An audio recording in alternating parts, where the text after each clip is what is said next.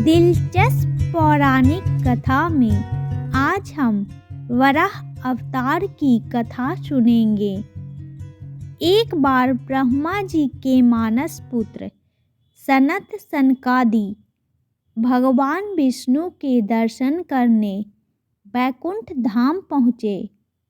बैकुंठ में विष्णु धाम के द्वार पर भगवान के दो पार्षद जय विजय द्वारपाल के रूप में बैठे थे। इन दिगंबर साधुओं को देखकर पहले तो उन्हें हंसी आ गई, फिर पूछा, आप लोग कौन हैं? ऐसे नंग धड़ंग यहाँ कहाँ चले आ रहे हैं? उनकी बात का सनत ने बुरा नहीं माना, क्योंकि ये द्वारपाल थे और बिना पूरी जांच पड़ताल के कैसे अंदर जाने देते। अपनी वेशभूषा पर उनके हंसने का भी बुरा नहीं माना, क्योंकि बैकुंठ जैसे वैभवशाली परिवेश में ऐसे साधुओं का क्या काम। उनके प्रश्नों का उत्तर देते हुए उन्होंने कहा, हम सनत कुमार भगवान विष्णु के दर्शन करना चाहते हैं। हम सदा इसी रूप में रहते हैं, इसलिए हमें अंदर जाने दो। मगर जय विजय नामक द्वारपालों ने सनत सनकादि को अंदर नहीं जाने दिया। इससे ऋषियों को क्रोध आ गया। इन द्वारपालों को इतनी भी समझ नहीं कि ऋषियों और साधुओं के साथ कैसा व्यवहार करना चाहिए। क्रोध में उन्होंने श्राप देते हुए कहा, तुम दोनों ने देवों के साथ रहकर भी दैत्यों जैसा व्यवहार किया है, इसलिए अगले जन्म में तुम दोनों दैत्य कुल में जन्म लोगे। द्वार पर इस विवाद को सुनकर भगवान विष्णु स्वयं बाहर आ गए और सनत सनकादि को आदर से अंदर जाने को कहा। उधर जय विजय को दुखी देख भगवान विष्णु ने कारण पूछा, तो उन्होंने अपने श्राप की बात बताई। भगवान विष्णु ने कहा, उदंडता का फल तो तुम्हें भोगना ही पड़ेगा। असुर कुल में तुम्हारा अगला जन्म अवश्य होगा। इतनी चिंता मत करो, तुम मेरे पार्षद हो, इसलिए इसका पुण्य भी मिलेगा। मेरे द्वारा ही तुम्हें दैत्य योनि से मुक्ति मिलेगी। सनत सनकादि भगवान के दर्शन कर चले गए।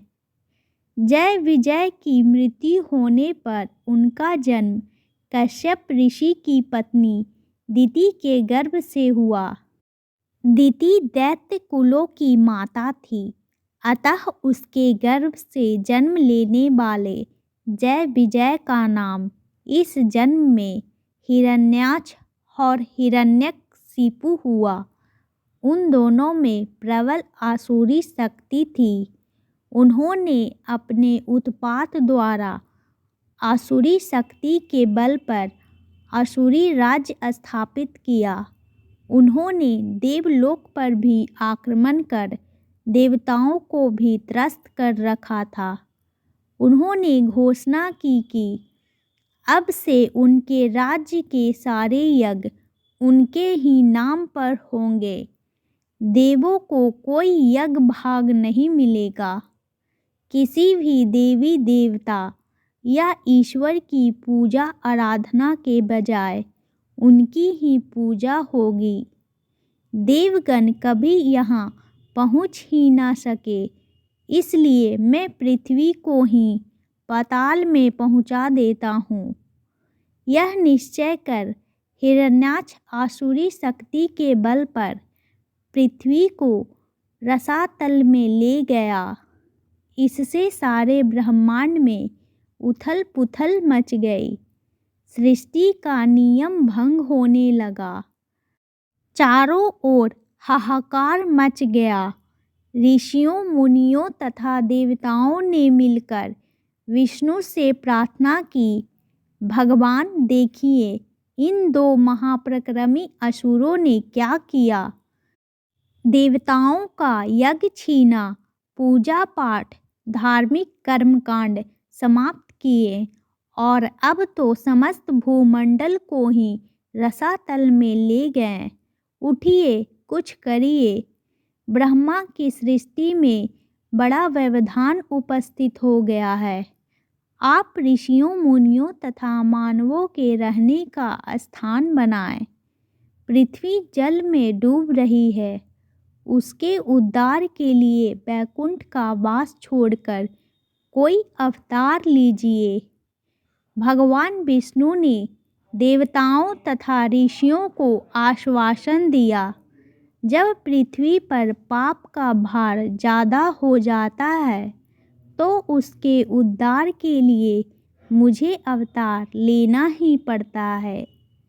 आप लोग निश्चिंत होकर जाइए, मैं कुछ करता हूँ। देवताओं के चले जाने पर भगवान विष्णु ने नीचे देखा। पृथ्वी का कहीं पता नहीं, सर्वत्र जल ही जल दिख रहा था। फिर तो भगवान वराह अवतार के रूप में प्रकट हुए और समुद्र में कूद पड़े। भयंकर गर्जना के साथ अपनी विशाल दाढ़ पर पृथ्वी को रखकर वे अथाह जल राशि को चीरते हुए ऊपर आ गए।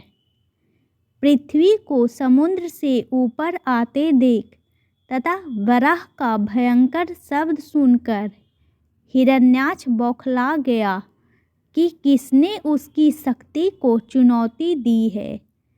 वराह को देखते ही वह उसे मारने दौड़ा।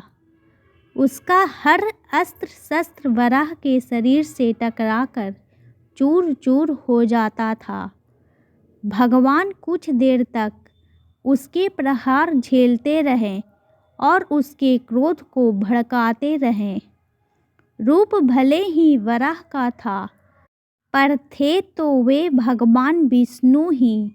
उन्होंने एक झटके से हिरण्याक्ष को अपनी दाढ़ पर उठा लिया और घुमाकर आकाश में दूर फेंक दिया। आकाश में चक्कर काटकर वह धड़ाम से पृथ्वी पर वराह के पास ही गिर पड़ा।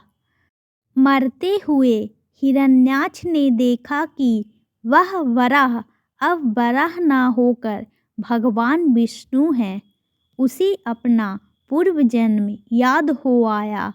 उसने भगवान के चरण पकड़ लिए और कहा, भगवान, पाप के श्राप का आपने अंत कर दिया और अपने ही हाथों से इस जन्म में मुक्ति दिलाई।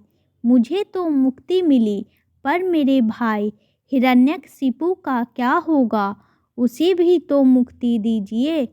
भगवान विष्णु हंसकर बोले, समय से पूर्व किसी के पाप का अंत नहीं होता।